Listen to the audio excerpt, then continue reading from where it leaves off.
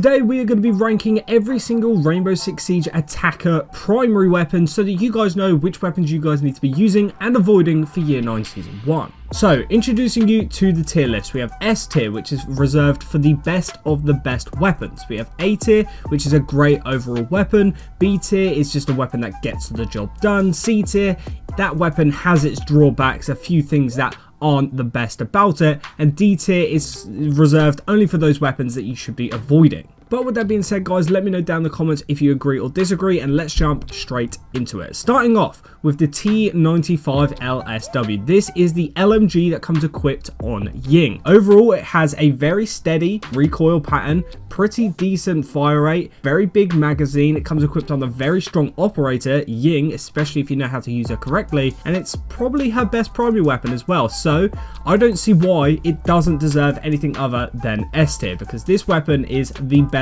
of the best. Moving on over then to the F90. This one is available only on Gridlock, and I actually think this is a bit of an underrated weapon. I think the fire rate could be a little bit better. It does have very manageable recoil though. The damage output is okay. I think I'm just going to put it in A tier though. It is a great overall weapon. It's a little bit underrated, and if you want to put it in B tier, gets the job done, I can understand why as well. Next up then, we have the AR-33. This comes equipped on Flores and it comes equipped on Thatcher, and this gun is actually, once again, a very underrated weapon. I think when people play Thatcher and Sledge and stuff like that, they think the L85 is the superior weapon. But you know what? The AR-33 has just as good recoil almost and a lot more fire rate. So overall, once again, I think I'm going to put it in great overall weapon. I think this one is edging on the S tier, to be honest. Next up then, we have the 5.56. Now this weapon definitely has a little bit slower of a fire rate, but the damage output is still there. It can still be a very great weapon overall. But in my opinion,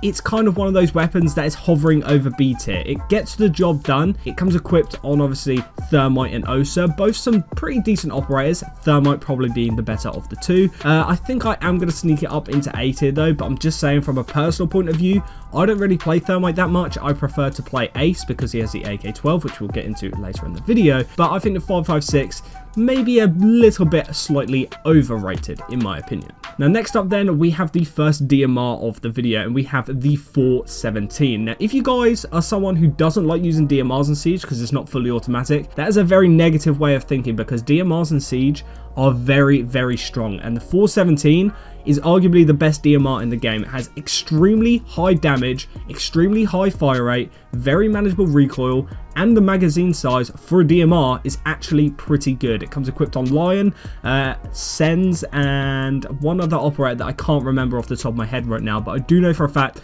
the 417 is a very strong option, so it deserves S tier. It is one of the best weapons. Next up then, we have a pretty interesting one, because we have the G36C. Now this weapon is very good. Every category it's pretty good at, but there are operators and weapons in the game that have better options. So the G36 for me, I think is just going to go into A tier once again. It is a great overall weapon, good fire rate, manageable recoil, but not the best. But overall, I do think it is a great option. It comes equipped on the Yana and Ash, and if you want to choose this over the R4C because it has slightly better recoil or whatever, I can understand why. In fact, I run it sometimes over that weapon as well. Next up then, we have the FMG9. Now this is a weapon that I'm going to be completely honest, I don't have that much experience with. I don't play Nook that much, and to be honest, I don't really play Smoke, and when I do, I run the shotgun, so I haven't really had much playtime with this SMG. But from when I've used it, it's just a B tier weapon, maybe an A tier once again. Maybe I'm being a little bit too harsh on it, but just because I've not played enough time with it,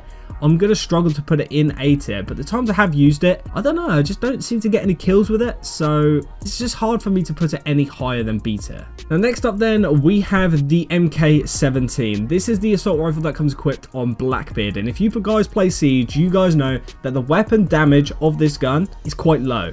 The fire rate of this gun is extremely slow, especially for a fully automatic weapon. The magazine size isn't that great either. I think it only has like 21 bullets or something like that. This is a weapon that you need to be avoiding. When you play Blackbeard, one, I don't know why you're playing Blackbeard. He's not a great operator right now, but that weapon you really need to be avoiding. I believe he does come equipped with one of the DMRs. I think it's the SR25. It is a much better option. It's probably an A tier weapon overall. It's not as good as a 417, but it is still a very strong option in terms of DMRs in Siege. But if for some reason you want to play Blackbeard, please for the love of God, don't use this weapon.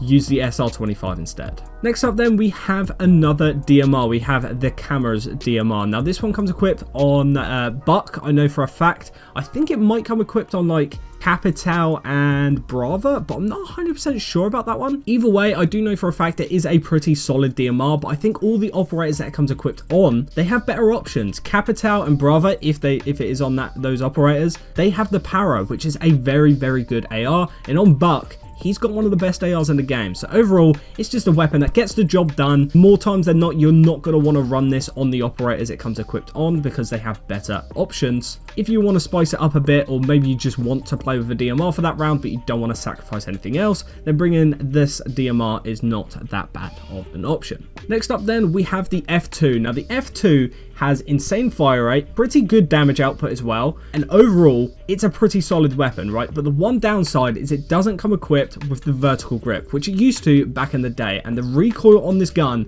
is very, very unique. You have to be pretty good at controlling recoil on this weapon specifically for it to be a good gun. So it's a very hit or miss weapon. Personally, I do think it is a great weapon overall. Could possibly even be best of the best if you can control that recoil. But because of its recoil, I'm going to have to put it in C tier because it does have its drawbacks. Now, that's not saying that it's necessarily a bad weapon in and upon itself, but it does have its drawbacks, okay? So if you can control that recoil, it can be S tier, but for me, it has its drawbacks. Most people are going to struggle using the recoil of this weapon, so try it out, see what you think, and then determine for yourself. Next up then, we have the AUG A2. Now this is an interesting AR because it comes equipped on the likes of IQ and stuff like that on attack, but it also comes equipped on Y9S1 on defense, which is a decent AR to be bringing on the defensive side. But once again, I think everyone who has access to this weapon has better alternatives. IQ has the 5.52 Commando, Y9S1 has the MP5K. So once again, it's just one of those guns that gets the job done. I don't think there's anything wrong with it specifically. It does have access to the ACOGs and stuff on attack. Doesn't on defense. If Y9S1 had ACOG on it on defense, it would be very, very strong. But I do think it is just a B tier weapon.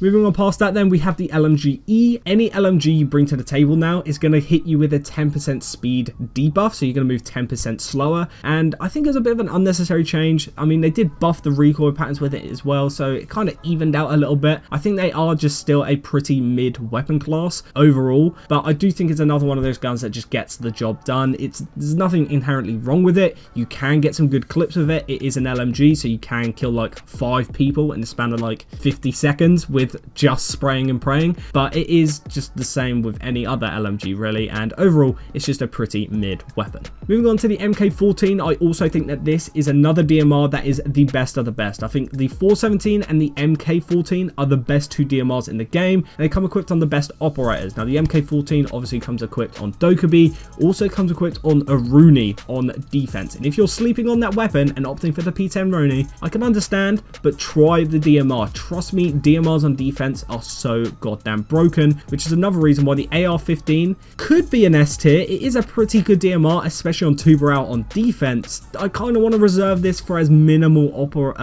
weapons as possible, so I'm just going to put it as a great overall weapon. There's not many drawbacks. It has a massive magazine for a DMR. On Tuberal, you do have the MPX as well if you want to bring that. You know, on Maverick, you have the M4, which is probably a better weapon than this overall, so I don't want to put it in S tier. Next up then, we have Hibana's Type 89. Now, I really want to see a new operator with this weapon because I personally really love it, and I do like playing Hibana, but as I said earlier in the video, I do prefer to play Ace for my hard breacher. Now, I actually have a very love-hate relationship with this weapon. The one major drawback of the weapon is its magazine capacity because it has a very high fire rate, not that bad recoil to be honest, but the magazine size only being 21 means it has to go in C tier because it does definitely have its drawbacks. And the thing is about this weapon, especially on Hibana, is the only other primary weapon she gets is a shotgun, the Supernova, which is a good option, but obviously shotguns on attack are pretty niche in terms of its use cases, so it's really down to you guys. I personally love this weapon, but it does definitely have its drawbacks, this time it being its magazine. Next up then, we have the GAA1. Now, if you guys have been playing Siege for a while, you'll remember back in like year 5 when the LMG meta was rampant, the GAA1 was featuring all the goddamn time, and I still think it is probably one of the best guns in the game. The thing is though, every LMG right now has its drawback, which is that 10% movement speed debuff, and this comes equipped on a Maru, which can be a great option, but she also comes equipped with the Supernova, which does fit that playstyle pretty well. IQ also gets this, but once again, she has the 5.52 commando, so I'm also going to bump this one down to A tier because it is a great overall weapon, but once again, the speed debuff, sorry, it can be quite annoying to deal with. Next up then, we have the L85A2. As I said earlier, very good weapon. I'm going to put it in A tier because it is a great overall weapon. Once again, it's a very good weapon specifically for you beginners because the recoil pattern, very, very simple. It's just a great overall weapon and there's not really anything wrong with it. With that being said then, we are now going to move over to the Spear 308. This comes equipped on Thunderbird on defense and Thinker on attack. I don't think it comes equipped on anyone else but those two operators, and on attack, it's a pretty mid weapon. On defense, on Thunderbird specifically, it's an okay weapon, like it's also pretty decent as well, but I don't think I can put it any higher than gets the job done. Whenever I personally seem to use this weapon, it has slightly slow fire rate, which means when you're engaging in gunfights, sometimes if you're not hitting headshots, it can feel like it takes a long time to kill and you get outgunned by a lot of the other guns in this list. So keep that in mind when you're using this. I do think it is a solid weapon. It gets the job done, but overall, it's not that great.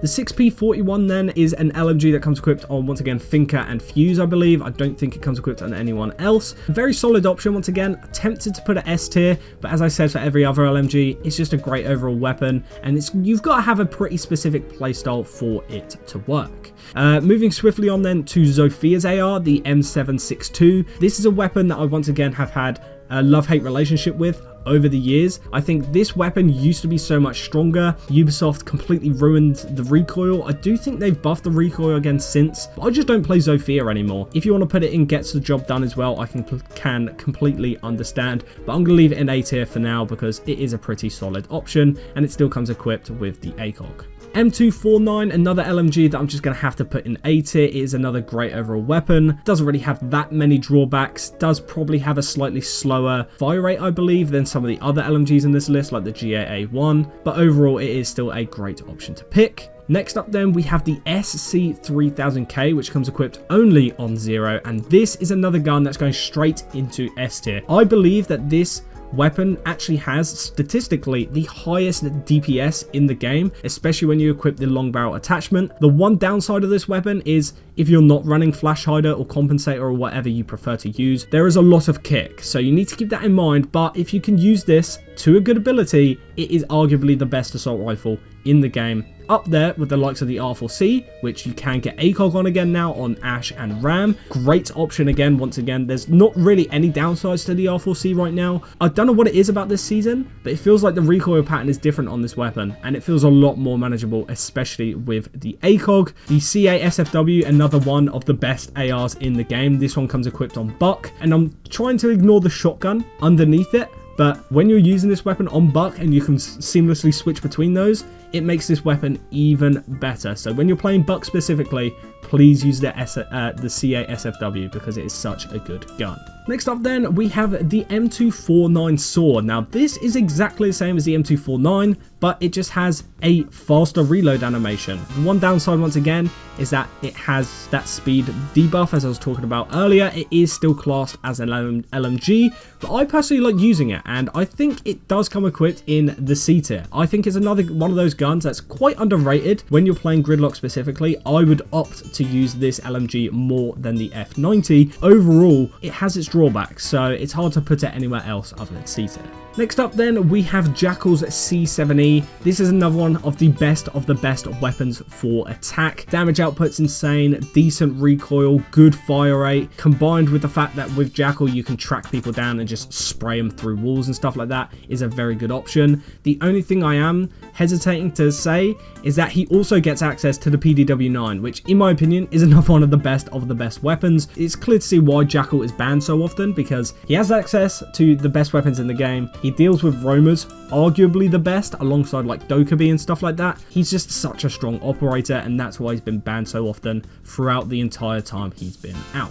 Next up then, we have the AK-74M. I don't think I can put this anywhere other than B tier, because it is a gun that just gets the job done. On the bright side, it has a massive magazine capacity, but other than that, damage is mid, the rate of fire is pretty mid, and it's why Deimos has it, because if Deimos had a stronger AR, he'd probably be the most broken attacker in the game. But because he only has access to this and the shotgun, it makes him a little bit more balanced. Moving on then, we have the V308 AR. This comes equipped only on Lion. It's a modified assault rifle version of the Vector, which is another great gun in the game, but I'm going to put it in S tier once again. It is a best of the best. And now, in terms of assault rifles, this has a massive magazine capacity. The rate of fire could be slightly higher, and it doesn't compete with the other ARs in this list, in the S tier specifically, but because of the massive magazine capacity, it actually does kind of make up for it. And it's another one of those guns that you could put in, has its drawbacks because the rate of fire isn't great, but I'm going to put it in S tier because I love playing Lion, which is such a biased take, but I think it deserves S tier. Similarly, I do think the M4 and the AK-12 also deserve S tier. Both of those guns have great damage output, great fire rate. The AK-12 does have some iffy recoil patterns, but if you get used to it, it can be one of the strongest guns in the game. The M4, I don't think there's anything wrong with the M4. It's probably the perfect AR for attack alongside, I don't know, the C8 and the SC3000K. Those two guns are absolutely insane. Next up then, we have an interesting one because we have Glaz's sniper rifle. Now, in my opinion, I do like using this, right? But it's got to be on the right map. You've got to have the right kind of setup, and overall it's a gun that has its drawbacks, but if used in the right situation, it can be very, very strong. The thing is, once again, it is very situational. If you use it with smokes, it's the only gun in the game right now that has a thermal sight, so it can be very, very strong. And overall, I just think it's a great option, but it does have its drawbacks. Next up then, we have two ARs that I've talked about already in this video, the Para 308, which I did say is an S tier weapon, and the 5.52 Commando, which with extended barrel, I believe 2 hits 2 armor operators, which is pretty insane. Or maybe it's just 3 speeds, I can't actually remember. But both of those weapons, even though they don't have the greatest fire rate, they have very high damage, especially combined with the extended barrel attachment. The recoil on these weapons aren't that bad either, so overall they're just some of the best weapons. Moving on then to the MP7. Now this features only on 0 on attack, but on attack it gets access to the MP7, which is a great nostalgia trip if you're not using this already. The thing is with that is 0 does also have access to the SC3000K, which is another great assault rifle. Overall though, I just don't think I can put MP7 anywhere lower than S tier because it is one of my favorite weapons in the game, which finally leaves us then with the ARX 200, which is a great weapon overall. Let me know what you guys think. Is there any weapons missing off this list? I think there actually might be a few weapons missing off this list, but these are the main ones, so let me know your thoughts and opinions. Is there anything I missed? Let me know in the comments. Thank you for watching, and I'll see you in the next one.